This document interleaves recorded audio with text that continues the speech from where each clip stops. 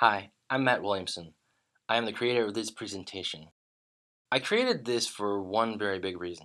It's to help the average person out there really understand at a more fundamental and basic level what is movement and why is it important. What do you need to know about it in order to know what is causing my pain or where could pain that I'm having be coming from?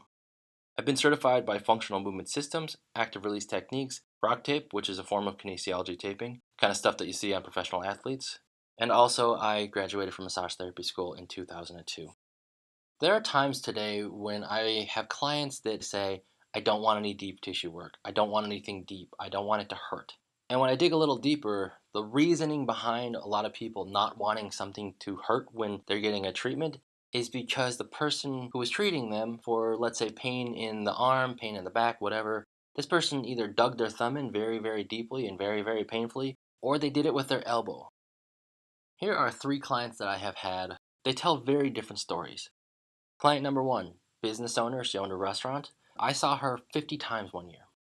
Most of that was related to the fact that she was under an immense amount of stress. She was also under physical stress. Client number 2, probably the most interesting case I've ever run across.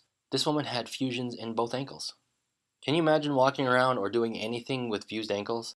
And just to give you an idea of what that's even like, sit down in a chair and stand up and don't bend your ankles. Get up off the floor, go up and down stairs, walk in a couple different directions, and again, do not bend your ankles.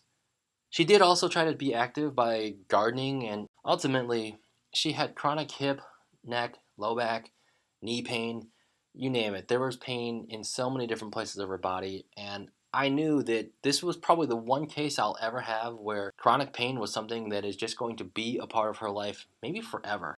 I didn't really have a better way of treating this person. I had better soft tissue skills, but as far as what I could do to help her move, that was something that, wow, it was incredibly limiting and very humbling. Client number 3 to me is a really good example of persistence, and that's just for me personally. I treated this man 2 times. The first time I did a movement assessment and I did some soft tissue work as a result of what he needed. I gave him a couple corrective exercises and I helped him understand a little bit differently how he needed to breathe for his body. Changes were made. I saw him about 3 weeks later, I think it was. He didn't have problems anymore.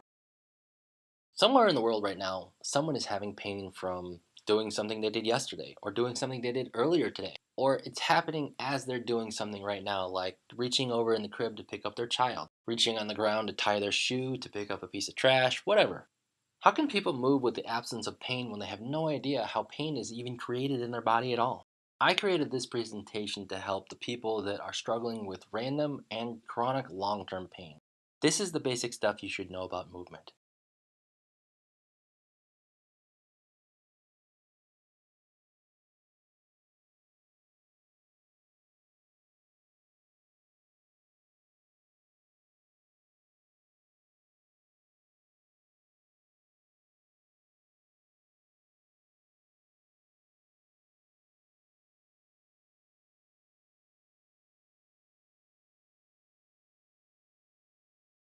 Movement literacy, I think, is the key to understanding what movement really is.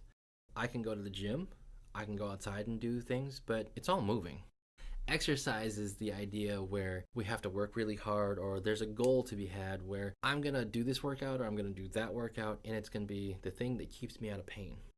If you're moving and it's constantly creating pain, you probably don't have a grasp on what movement literacy is. Movement literacy is not how much you can do. Movement literacy is understanding that what you're doing is not going to create a painful situation for you. Greg Cook is one of my favorite people. As a teacher, he has helped co-create the functional movement systems. And I think it's a really cool thing. Move often, move well. This just pretty much means move with integrity. Make sure that the quality of the way in which you're doing something is fundamentally sound before you do it a lot. Here's a simple way to look at moving. If you don't breathe too well, it's really hard to move. If you don't move so well, it's really hard to breathe. So if you don't breathe too well and you don't move too well, it doesn't mean that you're going to have pain, but if you do have pain, That could have come from either the way you move or the way that you were breathing when you were moving. The square peg does not go into the round hole, okay? Just doesn't work like that. When you move, if it's causing you pain, then something about the way you're moving is causing you pain. If you want to keep moving with pain, then keep doing what you're doing. But if you want to move without pain, then you need to take a look at, is the way that I'm doing it causing pain, or is it something else? Let's say a bone spur is rubbing on a joint, and every time I move that joint, it hurts. Well, that's definitely true. But how did the bone spur form? That is the thing that I need to understand. So understanding movement foundation will help you understand, this is what I did to get to that point.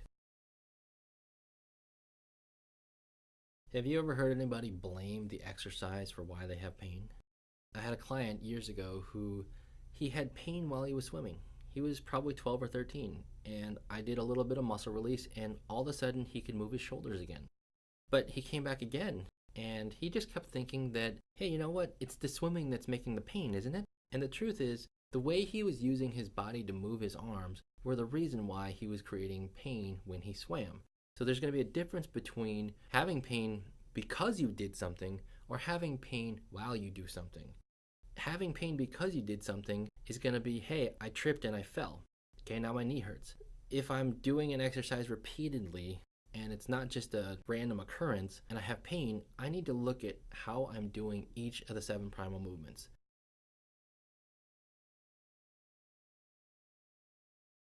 The movement foundation is determined based on how well you breathe or how efficiently the breath can transition from doing one thing to another. These are all different positions that you can try to breathe in, laying on your back, laying on your stomach, laying on your side. Take a couple deep breaths and see how that felt. And then take 3 or 4 more deep breaths and see how that felt. Because what I'm looking for is, did it make you feel relaxed? Did it make you feel kind of anxious? How do you feel when you breathe deeply? Were there certain parts of your body that tightened up? Were there other things that felt better? Okay, so let's use the example of putting on your seatbelt.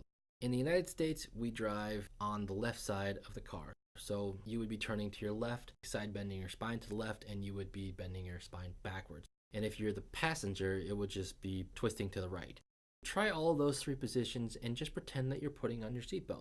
It's a pretty innocuous thing. It's something that you've probably done multiple times. Does it feel like there's any restriction in your body in one of those 3 positions? If it seems like there's a little restriction, then what I want you to do is start from the beginning. Start with the twisting. Just twist your body left or twist your body right and see which one's more difficult.